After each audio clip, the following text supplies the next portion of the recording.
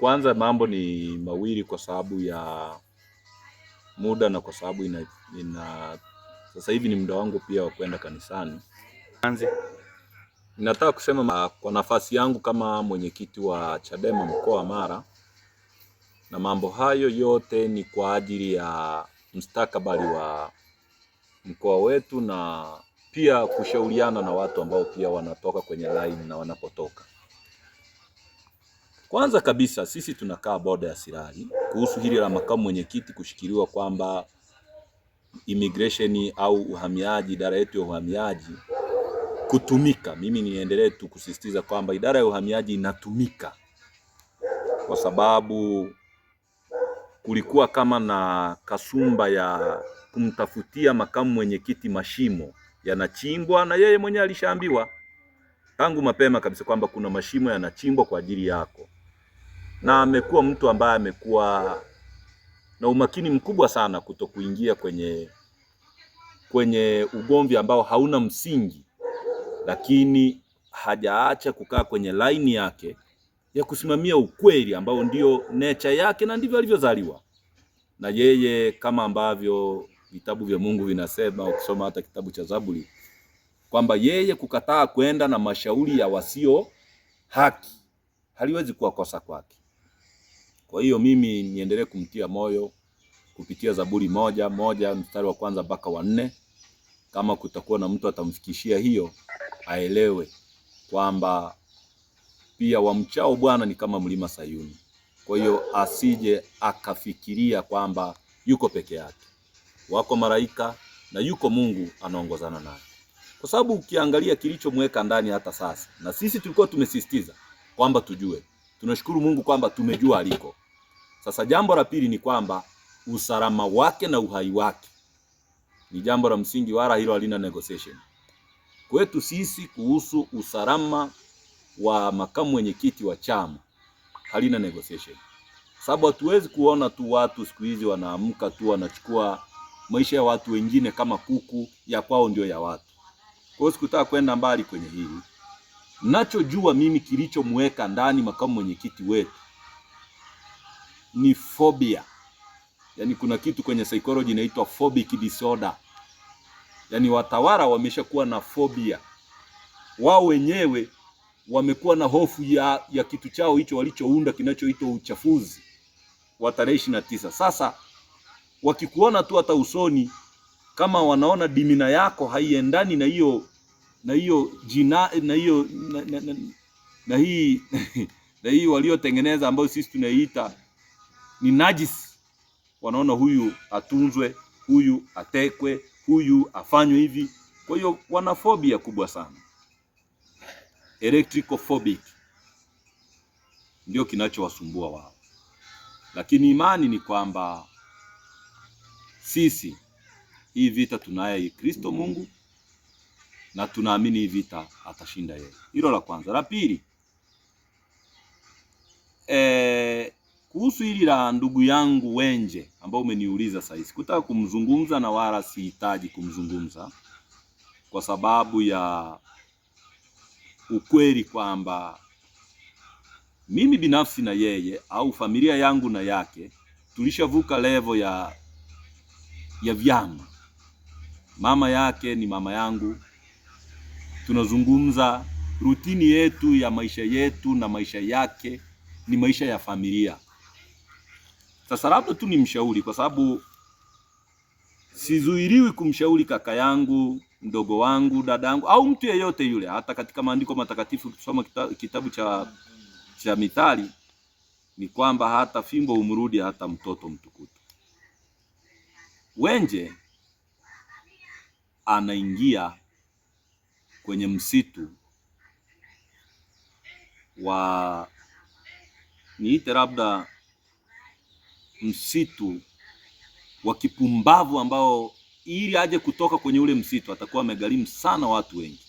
Atakuwa amegharimu mpaka watoto wake jina, kutanishi jina lake kwa kiwango ambacho hata siwezi kukielezea. Nikirejea hili jambo ambalo amelisema jana nafikiri mimi sifuatilii sana hayo mambo. Hili alilolisema kuhusu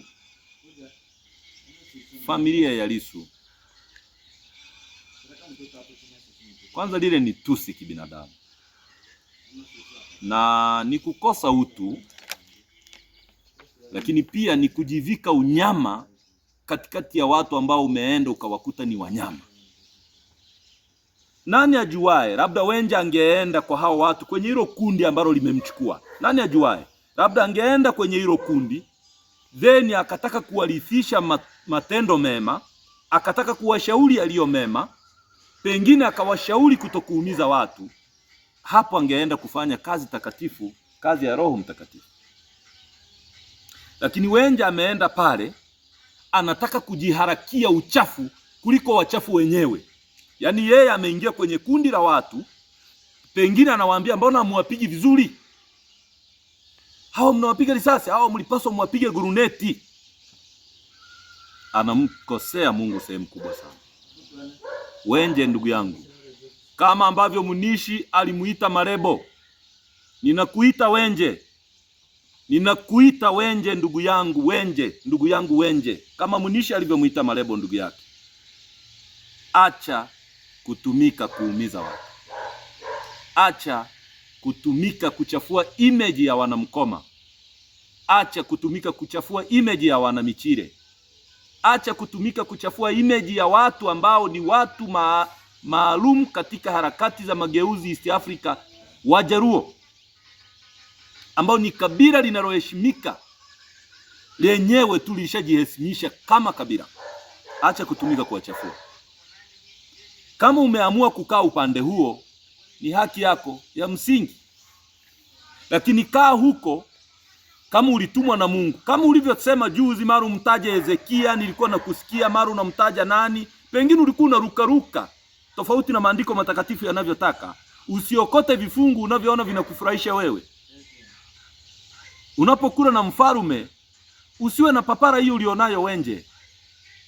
Kwa mfano, una sababu gani kumwaccuse mke wa Tundu Lissu? Mfano tu nikuulize kama ndugu yangu, mfano rahisi tu. Una sababu gani Wenje kumwaccuse mke wa Tundu Lissu? Unafahamu mapito aliyopita mke wa Tundu Lissu? Mpaka sasa tangu mwaka 2017. Ambaye yule ni dada yetu. Licha tu ya kumheshimu kama mke wa Tundu Lissu, ulipaswa umheshimu kama Msuvati, mtu wa nyumbani. Kama ambavyo mtu mwingine anaweza kumheshimu huyo ambaye uko naye kumfurahisha hapo, kwa sababu ni dada yake, ulipaswa umheshimu mke wa Tundu Lissu. Kitendo cha kumchukua mke wa Tundu Lissu, kumuingiza kwenye ugomvi wako, kutaka kumzungumza ili onekane unajua kuzungumza, mimi nakushauri achana na hiyo tabia. Kwa sababu mbili, Tundu Lissu hawezi kujitetea kwa sababu yuko kwenye kuta 4 kama alivyokuwa Mtume Paulo kwenye kuta hizo ndefu na minyororo mikubwa. Hana uwezo wa kujitetea, Mungu maskini wa Mungu kwa sasa. Lakini mke wake unataka kujibu. Alafu la tatu, ni nini kinakusukuma kuingilia maisha binafsi ya mtu? Yaani unasema mke wa Tundu Lissu hajaonekana mahakamani. Kwa nini usiwaraumu waliomweka Tundu Lissu mahakamani, unamlaumu mke wake kutokwenda pale? Ulipaswa waulize waliomweka kwamba mliyemweka Tundu Lissu mmemweka kwa kosa gani? Unayemtukana mke wa Tundu Lissu kibinadamu, humtendei haki. Unamkosea Mungu, unamkosea yule mama, unawakosea watoto wake. Kwa sababu wale watu wametengenezewa kitu kinaitwa forceful mobility.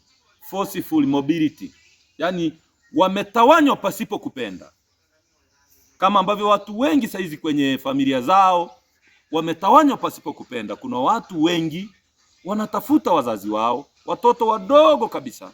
Kuna wazazi kama ambavyo nimemuona mama juzi, maskini wa Mungu, ametoka hospitalini moja kwa moja kwenda kumtafuta mtoto wake. Kuna mama yake Polepole, maskini wa Mungu, tunamuona pale anajivuta kumtafuta mtoto wake. Mama yake Mdude, dada zake na ndugu zake. Wachungaji mbalimbali wengine wamekimbia na nchi. Hiyo inaitwa forceful mobility. Yaani watu hawakupenda, sio social mobility, forceful mobility. Wamekimbia pasina kutaka, wamekimbizwa pasina kutaka, wamefosiwa kukaa mbali na wapendo wao. usiitumie kama fimbo ya kumtukana Tundu Lissu. Na la mwisho ni kukumbushe, Tundu Lissu si sehemu ya wagombea kwenye hicho mnachoita uchaguzi. Tundu Lissu si sehemu ya wagombea kwenye hicho mnachoita uchaguzi. Pengine mtu ambaye ungemlinganisha na huyu ne mnadi, pengine ni kina Mwajuma, hao ambao wanagombea, si Mwajuma, si kuna Salum Mwali, hao ndio uulize wake zao waliko vis-a-vis mgombea wako. Familia ya Tundu Lissu unaitafuta nini? Wanalia vilio vyao wenyewe. Baba yao amepigwa risasi, wale watoto hawajai kujua. Pengine aliyempiga risasi anafurahia kula saizi mayai. Baba yao yuko jela. Yule mama maskini wa Mungu juzi alikuwa kwenye mkutano huko, nilimuona mikutano fulani huko Ulaya, analia kama mtu ambaye hana namna ya kufanya. Huruma ya Mungu inakutaka umshauri mfalme au malikia uliye naye apunguze kuumiza watu, sio kumchochea huku unachofanya. Mimi ningetaka nikushauri kama ndugu yangu Wenje, na kuita kama Munisha alivyomuita Marebo. Ndugu yangu Wenje, mrudie Mungu. Ndugu yangu Wenje, muombe Mungu akupe hekima, uwe na kiasi katika yale unayoyasema. Na Mungu wetu, kwa sababu ni Mungu wa huruma, nina imani atakuhurumia. Na pengine mimi kama ndugu yako Chacha nitaendelea kukuombea Mungu akurejeshe hekima yako uliyokuwa nayo kama Wenje. Usimuumize mama pale Michire, na usituumize ndugu zako wengine, hata tukaona aibu hata kuposti picha tulizowahi kuishi na wewe katika wema, kwa sababu tu kwamba unataka kufurahisha watu.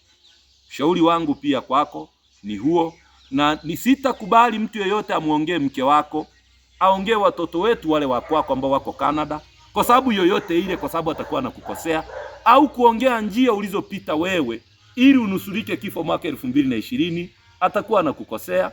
Pengine sitakubali mwanachama yeyote kwenye grupu la chama la Chadema akakuuliza kuhusu Nyatega kwamba kwenye kaburi lake ukienda utajisikiaje leo, kwa sababu sio utu, na mimi sikubali hayo mambo yaendelee. Sitisha hayo maneno ya kumtukana Tundu Lissu na familia yake, mnadi mgombea wako vis-a-vis kina Mwajuma anayogombea naye.